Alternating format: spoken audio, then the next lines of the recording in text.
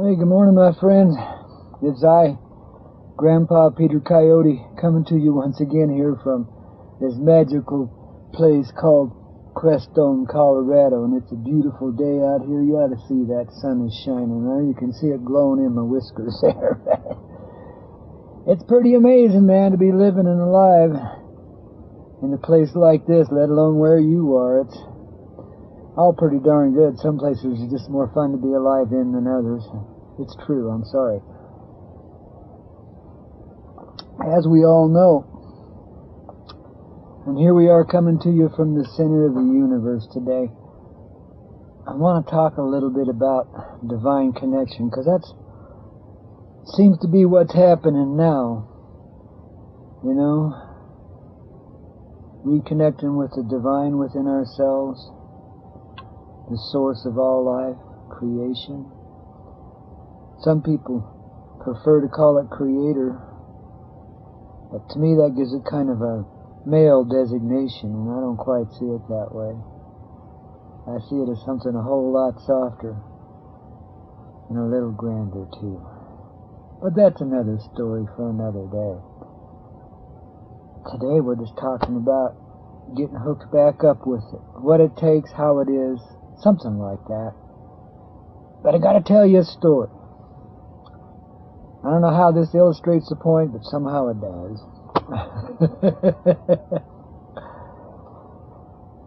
You know, when I was a little kid, I was raised over there in Utah, right up next to the Wasatch Mountains, in a little town called Springville. Tiny little place. Then, not so tiny now. But a little town nestled up against these huge mountains, you know. And we lived over on the western edge, the southwest edge of that town, because we was farmers and ranchers and truckers, and we had lots of equipment coming and going and so forth, so we had our little headquarters over there right on the edge of town, but still within the city limits. So, you know, Dad was a city councilman and so forth. I mean, you know, it all ties together. Especially in them little towns in those days. Oh my God, that was a different world.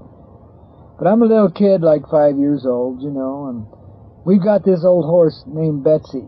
And I call her horse even though technically she's a pony.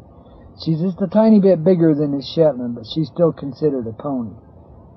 But this girl's been around a long time when I'm a kid, like, you know, 40, 50 years.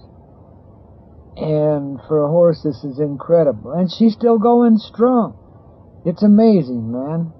You know, by the time I come along, I'm the second generation of kids to ride on her, and there'll be a third before she retires and finally keels over in the pasture. Quite an amazing animal, I'll tell you, this old Betsy. White horse with brown spots, what we typically call a pinto. A little skinny for a Shetland, you know, because she really wasn't a Shetland. She was crossed with something else. So she had more of a horse look to her. But anyway, I'm 5 years old, and, you know, by then I'm an experienced horseman. At least I know Betsy anyway. And she's pretty gentle. She takes good care of us kids. And I decide it's a good day for a pony ride. And, you know, I get my parents to agree. And have to do a little bit of work in the morning. You know how it is. It's chores. It's farm life. Work before pleasure, you know. But pleasure finally came my way about 10 o'clock that morning. And me and old Betsy headed across town on up the foothills into a place called Spring Creek. And this is this meandering little kind of steep canyon. There's no real road in it. There's kind of a jeep trail, but it goes over some pretty huge boulders and stuff. It's a rare vehicle that can get up and down that canyon. Really, you know, it's a auto eater. And there's not much water up there. I'm determined this day, for some reason or another, I'm going to ride up over the flats on top there. I forget what that pass is called now. It's been a long time. And on down on the other side, about 5 miles, is Holly's Ranch. And I got to thinking as I'm going back up the mountain, and realizing just how long a journey this is, because the sun's already starting to get over on the other side of the sky, and we're not even up to the top yet, not even close. And I just figured, well, you know, I'm going to have to stop there at Holly's ranch and call Dad from there and have him come get me with the horse trailer, because, you know, I'm not going to be able to make it over and back. I can see that just by the position of the sun. Now, I'm just a little kid, 5 years old, but I know this stuff already. And, you know, they trust me in the mountains with the pony. I mean, you know, of course, the pony's very trusted, too, and she will take very good care of me. We finally get up on there. I think it's Balsam Flats is what it's called. It's the pass between Hobble Creek and the front range of the Wasatch, which faces the west. And it's beautiful up there. There's aspens and by then I'm dying of thirst. And there's no water, and the springs aren't running. The cows have muddied them all up. You know, I can't get in there and get myself a good drink. They have range cows up there. So I have this little bit of chocolate milk with me. Oh. And I drank that. And man, I might as well have been eating sand. My old parched throat just burned, man, I'm telling you. Don't drink chocolate milk when you're on a dry survival hike, babies. So me and old Betsy started down the other side, and it's a bit of a meandering switchback kind of road, and finally get down off the big ridge and hit the flat area after about 3 miles. And, you know, I was probably down there within a half a mile of old Holly's ranch house down there. I didn't know how close I was, though. I was just a little kid. First time for everything, you know. And all of a sudden, we're riding down this little road, and all of a sudden, Betsy just stops dead still. And no matter what kind of coaxing or cussing I do, she's just not going to move. And just about the time I'm ready to give up and start walking, you know, see if I could lead her, because she wouldn't even lead. I'd tried that already. And just about the time I'm ready just to walk, I hear this, of course, you know, and there's that little rattlesnake comes crawling across the road in front of us, out of the brush on one side of the road into the brush on the other, rattling all the way. It's kind of a sidewinder. They can jump like 15 feet. Could have nailed either one of us easy, but it was just there crawling across the road in front of us, you know. Waited long enough just to make sure we weren't any real threat before it did, you know what I mean? And just showed us who was boss. We're in its territory, not ours, and we'd best just watch our step. That's the message of Mr. Snake. But as a kid, I took it as a whole different sign. Oh my God, we're never going to get there, Betsy. We might as well turn around and head back. Now this is about 6 in the p.m., maybe 5, I don't know, but the sun's getting pretty low in the sky already. And I shudder to think about what it's going to be like going over that mountain, but I know we got to do it. We ain't got no choice in the matter. Mr. Snake just turned us around and sent us the other way. And of course I'm doing a little crying and bawling. I'm not as brave as I'd like to say I was. I was a little scared, man, you know. It's a long old journey going back, you know. But old Betsy stayed with me and got us up over that mountain, and it got dark just about time we started down the other side, and pretty soon it's pitch black. There's no moon. And I just have to trust Betsy to know where to go. Because she's got horse sense. She got night vision like horses do. And she can see, and she can put her foot in just the right place, and I don't have to worry about it. And she walks us down out of that canyon like a breeze, man. This girl is a champ, a trooper, a supreme being in horse flesh form, man. God, she was awesome. What a great animal. And I'll never forget the feeling when I busted out of the mouth of that canyon and there's old Bert Charrington's all lit up house down below us, so I know they're still up out of bed. It's pretty late at night. I don't know what time it is, but they're still awake, thank God. So I ride down there to that house and knock on the door. Hey, Mr. Bert. It's me, little Petey, and I need to call my dad. Can I borrow your phone? Well, where you been? You coming off the mountain this time of night? And so on. So they knew it was a bit of a a huff, and they called my daddy and reassured him of my whereabouts because they were already trying to get out the posse to go look for me, you know.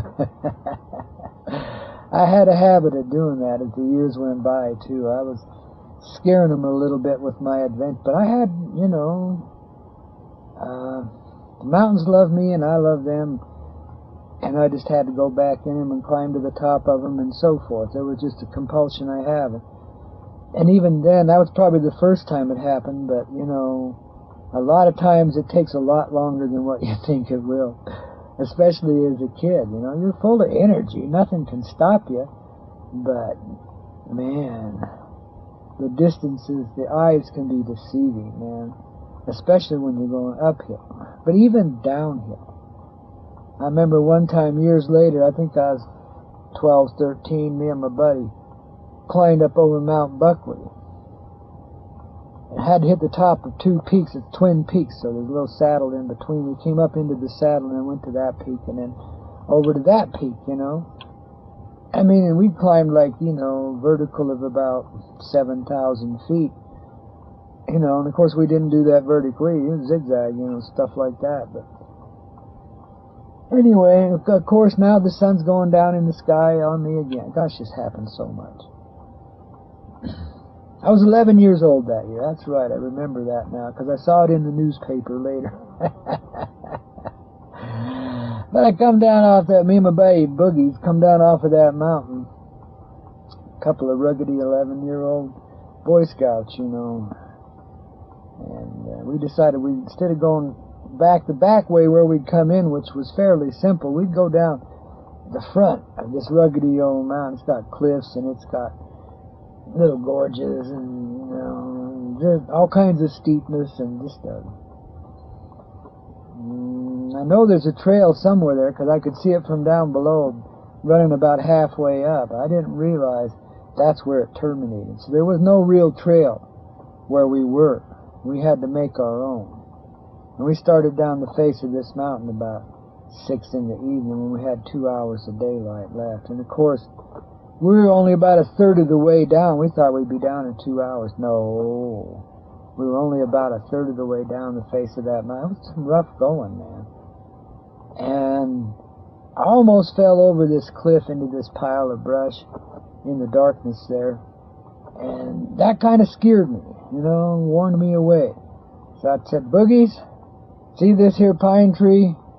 We're going to sit down under this pine tree and huddle together tonight. We're not lovers, but we're going to huddle together tonight so we can stay warm. You know, and we did. Of course, we had to. It's colder than hell up on those mountains, even in the summer. And all I had on was a little short-sleeved silk shirt, and he was wearing a T-shirt, man. We were not too well equipped for spending the night on the mountain. Then these darn deer flies start biting us on the back. I mean, there's hordes of them, and it's just itching and burning like crazy, and we're rubbing our hands up and down each other's backs trying to keep them damn things off of us all night. But we have welts on our back, man. That was a miserable night. Shiver, shiver, shiver. We just couldn't get warm enough. But, you know, the prospect of death, you know, falling off a cliff or something in the darkness there was a lot more compelling than the misery of a few deer flies biting on your back and freezing to death, hugging your buddy underneath the tree, you know. That's what we did, and we just prayed for daylight. Believe me, we prayed for daylight. And the closer it came, the colder it got. And finally it started breaking. I remember there used to be a steel mill down at the bottom of that mountain. And we could hear every now and then the workers' voices and the banging of the steel as they threw it around down there, coming up the mountain. It's pretty interesting up on a mountain at night, especially the effects of sound and noise and even sight, you know. Visions come and go, that kind of thing. Oh, when it broke daylight, we were so relieved. But we waited. We disciplined ourselves until we could see at least 15, 20 feet in front of us before we'd head out. So we were good little Cub Scouts. We did our thing right, you know. Mountaineering shit was in my blood when I was a kid. And, you know, they know I'm going to be all right because, you know, I trust the horse sense. In this case, I didn't have the horse with me as on foot, but I had the horse sense inside of me because I'd been hanging out with him for a long time. Well, wasn't very long, really, because I was just a kid, but you know what I mean. My life, I'd been hanging out with him, and so a little of that had accumulated in me already. So down the mountain we go. We about halfway down, stumbling around through all this brush and miserable going. We found the trail. It hadn't been used in 100 frickin' years, but there it is. And we were able to follow it down. And that did quicken our escape a little bit. So like about 10 in the morning, we wind up down there on the main highway right at the bottom of the mountain. Is Highway 91 going by down there. Lots of traffic on that, so it shouldn't take long to catch a ride. Get in, let everybody know we're okay, you know.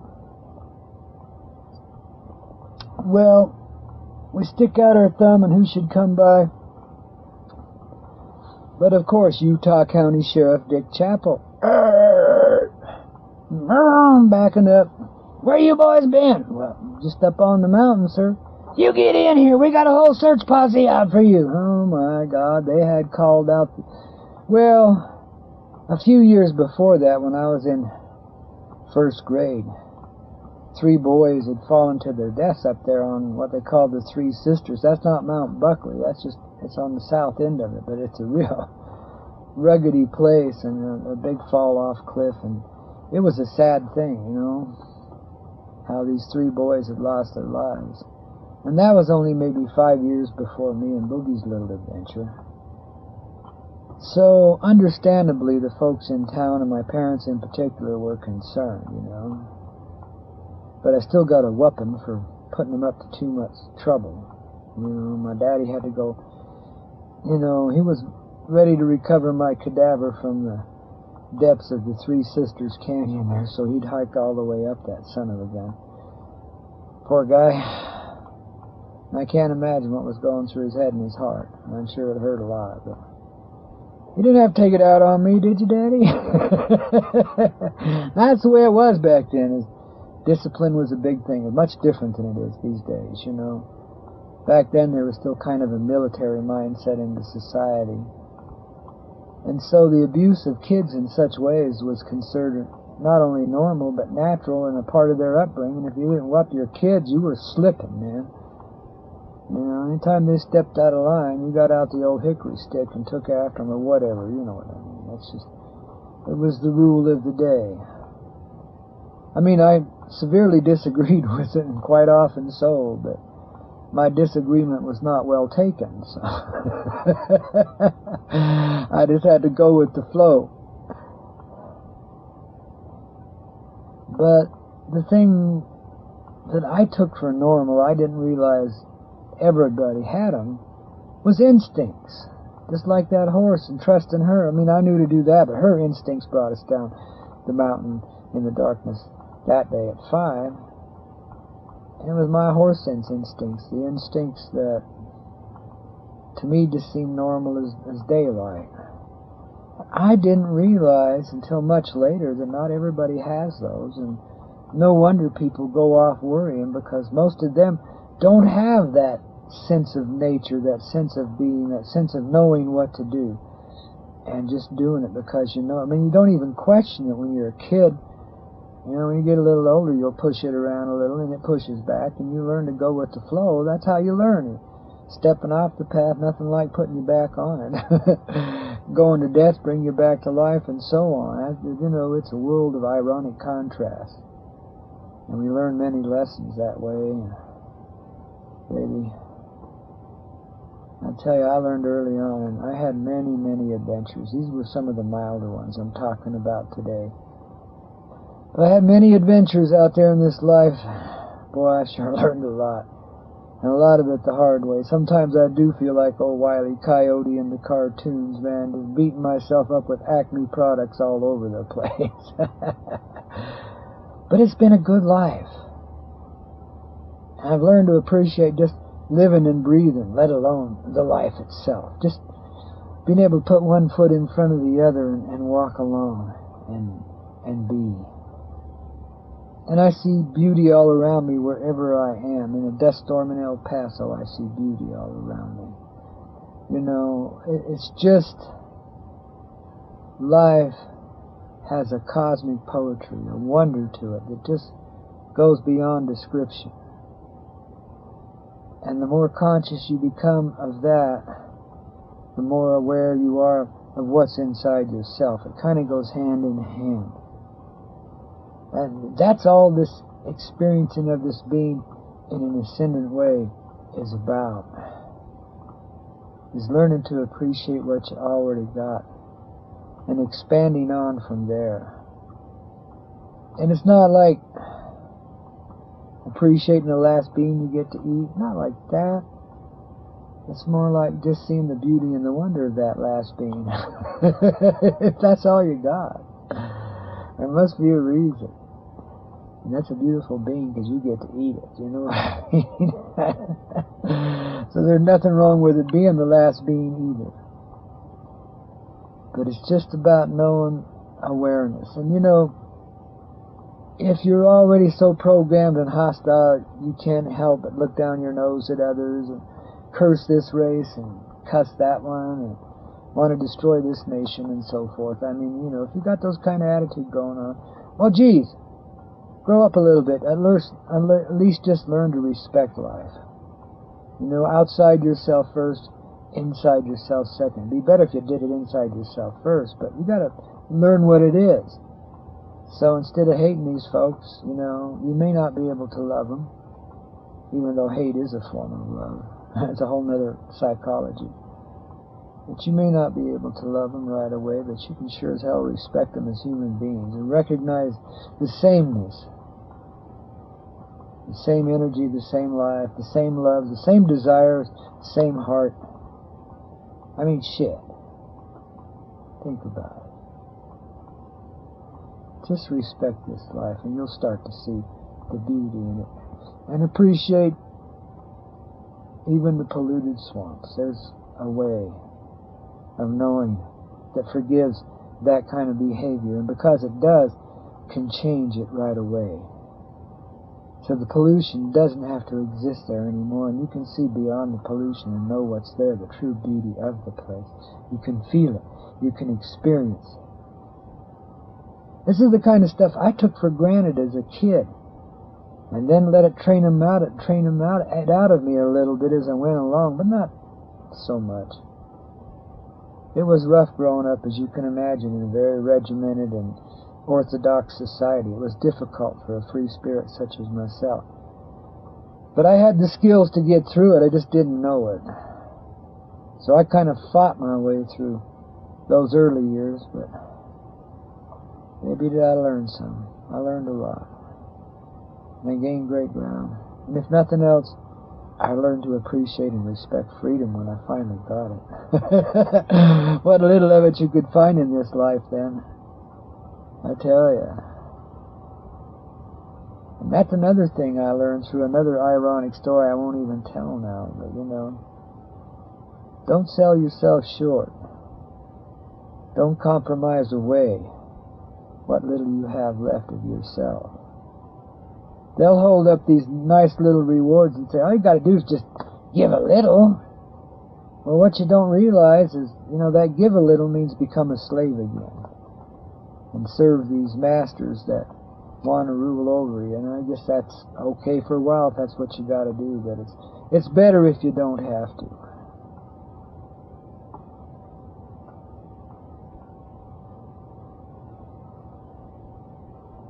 So babies, looking for the connection with the divine doesn't take any looking outside of yourself. It's there inside. But outside, when you can see and appreciate the beauty and the wonder of it all, you begin to appreciate the beauty and the wonder of it in yourself. Because what you love loves you in return. Every bit of love you put out comes back 100-fold. You know what I mean? It's just the way we increase and maximize our power. It's the way we're transforming the entire planet and this whole way of life. Don't be afraid of what's coming. Shoot. It's a beautiful thing, whatever it is. And the other side of it, good grief, is living in paradise. We don't have to lift a finger if we don't want it. There's joy in every movement. You see? That's the difference between heaven and hell right there. Appreciation. Experiencing life. And you can experience it one way, or you can appreciate the beauty and the wonder and see the love in it. And let go of its darker ways because they no longer serve you. You're not necessary. See how easy that is? Well, it sounds easy. And it is, in a way. It's so simple, it's escapist forever and ever. It ain't escapist now. Move yourself to a beautiful place if you don't think you already are in one. You know, surround yourself with beautiful people. And if you can't find those, don't live in a cave. Go somewhere where the beautiful people are. Find some place where your life and your love is appreciated, where you can share it and appreciate others for their sharing with you. You know, there's gathering centers all over this earth. And there's no way conscious population is going to be able to stay amongst the unconscious population forever. One has to come out of the other, you know. Oh, my cell phone, darn this thing. Go away. I'll call you back. How dare they call me when I'm doing this stuff? Oh, see how wired we are? But guess what? That wiredness and this wiredness that we're using here to do this, it's just there to remind you of what already is. And when it goes away, when it finally fades away, the cell phone, the computer, the internet will be universally connected already. There's no disconnecting us. We're already hooked up with one another. We know one another passing on the street now. I tell you, folks, you know, this internet, this Facebook too especially, been bringing us together. And after this, there's no taking us apart. And I think the other side finally realizes that, you know, it's fighting a losing battle. You might as well give up the war and accept its humanity and love itself for being what it is. You know, time for a banker's reunion of the heart.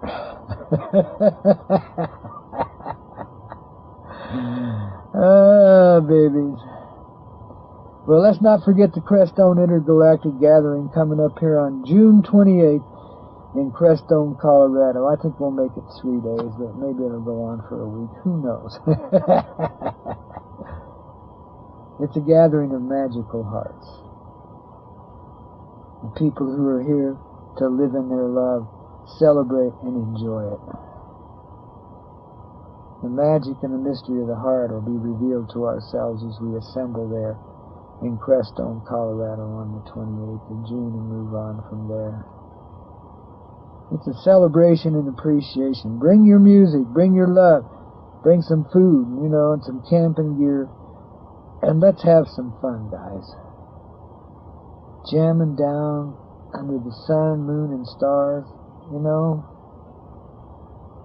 sharing our happiness, joy at just being alive. Crestone, Colorado, June 28, 2012. You'll be directed to the exact place. I don't know if I'm going to bother with putting out tickets, whatever. We'll worry about the technical details here in a few days. But just set your heart to it. If you feel it, if you feel the call for something like that, and I'm sure you do, then let's get there and let's have some fun. Share the wealth, babies. Bring it back. It's in you now. It's who you are. It's what we are together. Beautiful truth.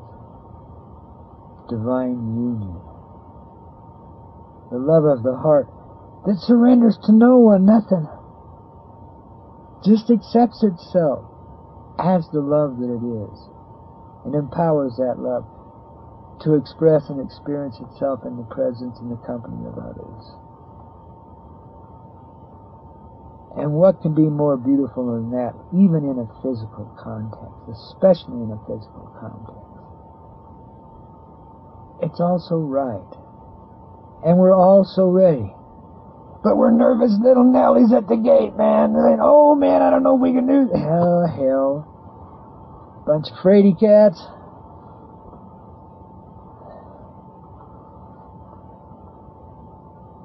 And the sky isn't falling. It's emerging. And we're emerging into it. It's like the day of judgment, all right. And the judgment is, hey, it's all cool, baby. Let's come back together now and be love and rock down and party for the rest of forever. Now, I don't know about you, but that seems like a pretty fair chunk of living to me, and I'm ready for it. You know? Enough of this slugging around in the mud,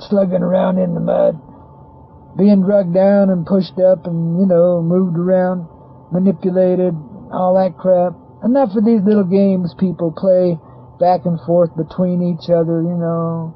Enough of all of this. Let's go back to being real, genuine, love, life. Appreciate that life. Love that life. And that life will love you in return. Rock on until next time, babies. Let me see if I can figure out how to turn the cameraman off here, if I can see that. Hey, look at that. I think I've got it. Peace, babies. I love you.